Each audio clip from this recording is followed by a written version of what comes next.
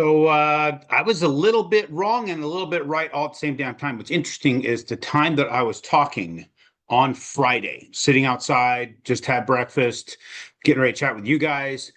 Jerome Powell is prepping to chat to the whole world at that same point. And so, from what we've seen of the history of Jerome Powell and his conversations with everybody, it moves the market, but doesn't move like significantly. Well, I saw some interesting significance in the movement on Friday. So by time you had received what I was sending out was completely off.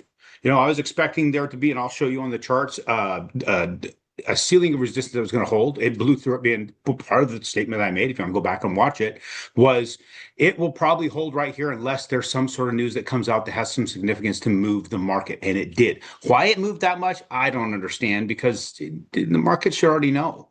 They shouldn't need a Jerome Powell speech to tell them what's already available. One of the biggest things that was made during that speech had to do with the fact that the tariffs are not having the monster effect on inflation that everybody said it was going to have. That was everybody in the news, and that on the left, everybody's screaming, "Oh, the tariffs! Holy crap! It's going to destroy everything." All the worry that everybody had about tariffs, and it didn't have near the destruction everybody claimed it would. Now you had Jerome Powell saying, not that much inflation. So as a result of that, the market responded significantly. So right after the speech hit, right at 10:15 Eastern, MBS, did a little bit of a jump. It was about 10 ticks, and then as the day went on, it was 0.31 on our charts here. Early in the afternoon, it jumped up a bit more, and they held those gains right to the close. Now, this implication puts the rates pretty much at their lowest point. They've achieved that same lowest point that it had just before. So we're maintaining a range here within these last couple of weeks that it looks like it might maintain in this range for a little while longer. Hard to say.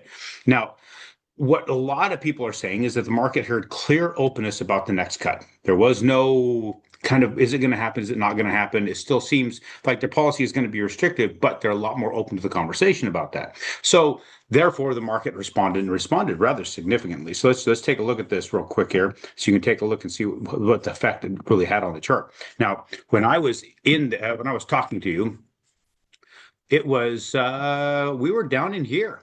We were right at this point, and we had this jump up. So that movement there had brought it right back up to its highest points where we had been. Now, we tried to break like we did before, but look, this is pretty significant resistance up here, and we're pulling back down today, getting back into the part right below this line of this resistance here. I'm going to zoom in on this for you so you can see it.